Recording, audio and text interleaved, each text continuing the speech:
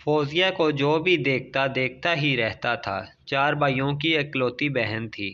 اس کے سب ناز نخرے اٹھاتے تھے۔ وہ اتنی پیاری تھی کہ اس کی ماں کہتی تھی کہ اس کی شادی کسی شہزادے سے ہوگی۔ فوزیہ کی سہیلیاں بھی اس کی ہم عمر تھیں اور اس سے جلتی بھی تھی۔ فوزیہ دل کی صاف لڑکی تھی۔ وہ کسی کے ساتھ لڑائی جھگڑا نہیں کرتی تھی۔ فوزیہ کی ماں نے کہا کہ شکورہ خالہ آئی ہے، دوپٹہ اوڑھ کر آنا۔ شکورہ خالہ کے ساتھ ایک خاتون اور ایک لڑکی بھی موجود تھی۔ فوزیہ سلام کر کر اپنی ماں کے ساتھ صوفے پر بیٹھ گئی۔ وہ عورت اور لڑکی فوزیہ کو دیکھ رہی تھی۔ تھوڑی دیر بعد ماں نے فوزیہ کو جانے کا اشارہ کیا۔ وہ معذرت کرتی ہوئی کمرے سے باہر آ گئی۔ فوزیہ کو دیکھنے والی یہ چوتھی فیملی آئی تھی۔ فوزیہ کی ماں چاہتی تھی کہ جلد ہی فوزیہ کو کوئی اچھا رشتہ مل جائے اور وہ اپنے گھر چلی جائے۔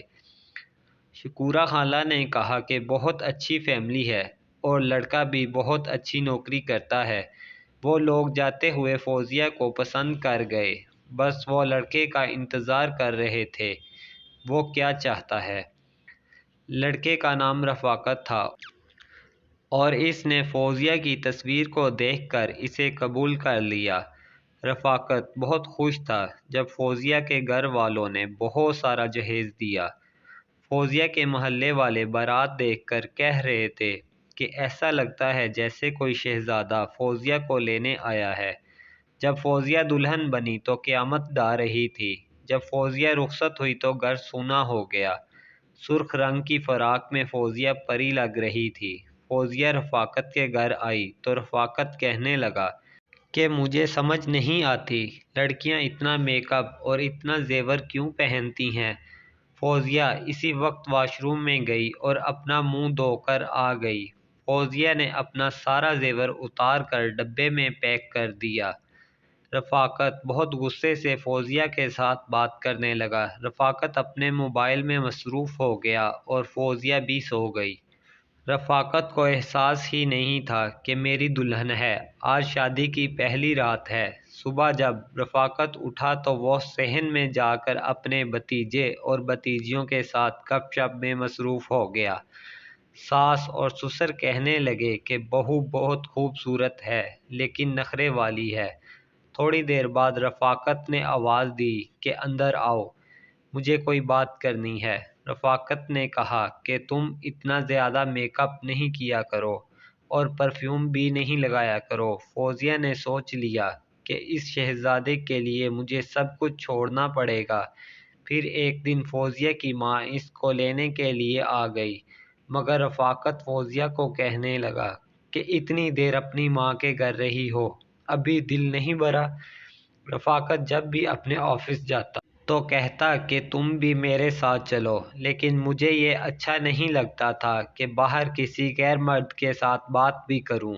رفاقت کا سلوک پہلے دن سے ہی اچھا نہیں تھا، لیکن فوزیہ نے اپنی ماں کو کبھی کچھ نہیں بتایا تھا۔ وہ کہتی تھی کہ واقعی میں رفاقت کوئی شہزادہ ہے، اس نے مجھے بہت خوش رکھا ہوا ہے، لیکن جب وہ اکیلی ہوتی تو وہ اپنی قسمت پہ روتی تھی۔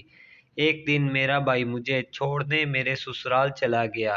رفاقت نے میرے بھائی کو بھی بہت باتیں سنائی کہ گھر کا کوئی کام نہیں کرتی، سارا دن سوئی رہتی ہے، میرا کوئی خیال نہیں رکھتی، میری ماں بوڑھی ہے، اس کا بھی کوئی خیال نہیں رکھتی۔ میں نے شادی اس لیے تو نہیں کی تھی کہ یہ سارا دن یہاں پر سوئی رہے۔ رفاقت نے مجھے کچھ دن بعد طلاق دے دی اور طلاق کے کاغذات میرے ہاتھ میں دیے اور مجھے اپنی ماں کے گھر چھوڑ آیا۔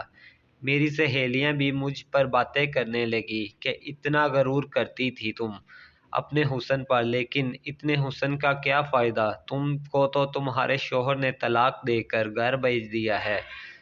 طلاق کا داغ بہت برا تھا، مجھے طرح طرح کی باتیں سننی پڑتی تھی۔ 2 سال ہو گئے مجھے میرے ماموں کے گھر پر رہتے ہوئے، اپنے ماں باپ کے گھر کبھی نہیں گئی، کیونکہ میں جب بھی وہاں جاتی تو مجھے اپنے پرانے دن یاد آتے تھے۔